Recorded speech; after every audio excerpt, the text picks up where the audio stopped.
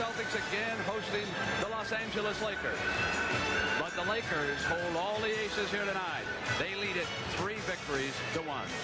Good evening, everybody, and welcome. I'm Brent Musburger. If the Lakers close it out tonight and capture the championship, then afterwards they will receive the Larry O'Brien Trophy. But the Celtics hope to dig in. Pride, survival. They want to force that 6th game back in Los Angeles on a Sunday afternoon. And a short time ago, I asked their spiritual leader, Larry Bird, what's the mood of this Celtic team coming into this game? Well, I don't know yet. You know, you never know until game time, but I think we'll come out, and just as long as we have the effort and the desire, that's all we need. And, you know, we're still hurting a little bit from the last loss, but hopefully we can overcome it. Hurting indeed. Down 3-1. Is it impossible? No. 4 teams have done it in the past in the NBA, but it is unlikely. This Laker team is loaded. And to tell you more about how they got to this stage in this series, let's go down to the floor now to Dick Stockton and Tommy Heinsohn. Dick? All right, Brent, thank you. You know, there was a time that the Lakers were a one-dimensional team, showtime, but they don't have to go that route exclusively anymore. They improved their defense considerably this year, and that's why they won as many as 65 games. And they show that they can play a tough defensive game against a rough club on the road and win a close game, as they did in game number 4. Tommy Heinsohn, the Lakers really came out brimming with defensive abilities in that last game. Dick, they also really did a great job rebounding-wise, and they played very tough defense and up that pressure. Pat Riley's halftime defensive adjustments were devastating.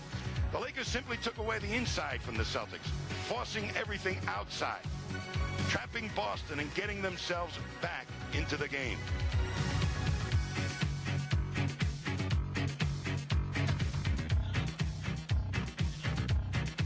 The denial of low post position by Michael Thompson on Kevin McHale upset the Celtics.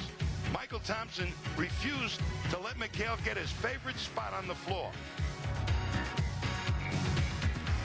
Meanwhile, Kareem Abdul-Jabbar did the same thing to Robert Parrish on the other side of the floor, all through the second half. LA's scrappy defense of the entry pass made it impossible for Boston to score inside. The Laker defense was of championship quality. Tommy, the Lakers might have been taking advantage of the Celtics, who were fatigued toward the end of the game. Let me show you the minutes of the starters by each position compared to that of the Lakers.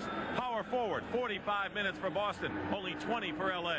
Look at the difference in small forward, a 10-minute difference in the center position and a shooting guard. All 5 Celtics starters played at least 40 minutes, and of course they really have been going most of this year without the bench, going with 5 men. How does that play, Tommy, in tonight's 5th game? Dick, you've got to, when you play a pace team like the Lakers, use your bench. The real secret is, how do you use your bench? The timing of it. I think in game 3, Casey Jones hit it right on the money with an early insertion of Greg Kite so that Robert Parrish and Kevin McHale would have their legs in the 4th quarter. This will be the last game of the year at Boston Garden in any event, and they talk about the Garden mystique and all of that, but all the Lakers know is that they have won 4 of the last 6 games here at Boston Garden. Back to you, Brent. And Dick, their last victory was very frustrating for the Celtics. We're going to show you now and let you listen as the president of the club, Red Auerbach, charged the officials' locker room at the conclusion of the game. He was upset at the work of Earl Strawn and Hugh Evans. You will hear Red's voice in the background. You're showing the class. You put it back in the ball. You put it back in the ball. Now, what concerned Red the most is the fact that the Lakers shot 14 free throws in the 4th quarter and the Celtics only 1. As Tommy Heinsohn pointed out moments ago, however, the Celtics' inability to get the ball inside might have affected them at the free throw line. If you can't get the ball inside, you're not going to go to the line. It is possible that Auerbach will be fined for his actions. One other thing, Red always leaves a message. The alternate and the 3rd official in that locker room was Jake O'Donnell during that outburst. Jake O'Donnell is working tonight's game in the Garden. We'll see how it unfolds. The Lakers are favored by 3. And coming up now, it is Game 5 of the NBA Final as the Los Angeles Lakers hope to win it all with one more win tonight. The introductions of the starting lineups. Let's go to Andy Jick. Good evening, ladies and gentlemen, and welcome to the Boston Garden for Game 5 of the 1987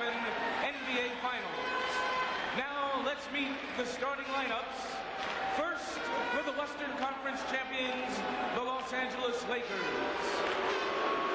At forward, it is 5th season from North Carolina, number 42, James Worthy.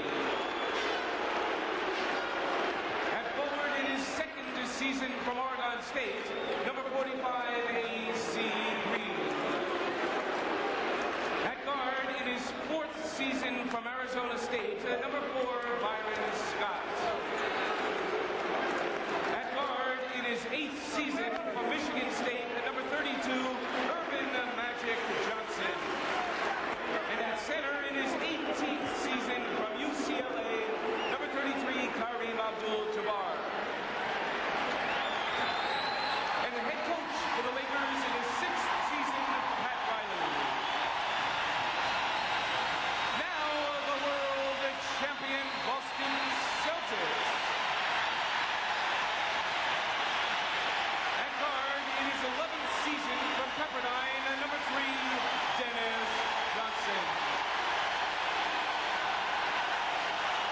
At guard, it is 6th season from Brigham Young, number 44, Danny Ainge. The center is in his 11th season from Centenary, number 0, Robert Parrish. At forward, it is 7th season from Minnesota, number 32, Kevin McHale. And at the other forward, it is 8th season from Indiana State, number 33, Larry Bird. And the head coach for the Celtics in his 4th season, K.C. Jones.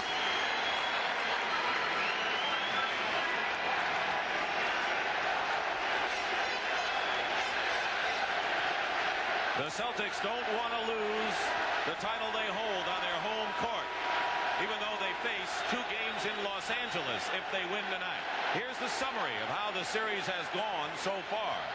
L.A. won big in the first 2 games at the Forum, and the Celtics won a close one Sunday in Game 3, and then, of course, the Lakers in a big one on Tuesday night on Magic Johnson's hook. So now it's Game 5, where the Celtics are 7-3 in Game 5 situations under K.C. Jones, and this is the big number.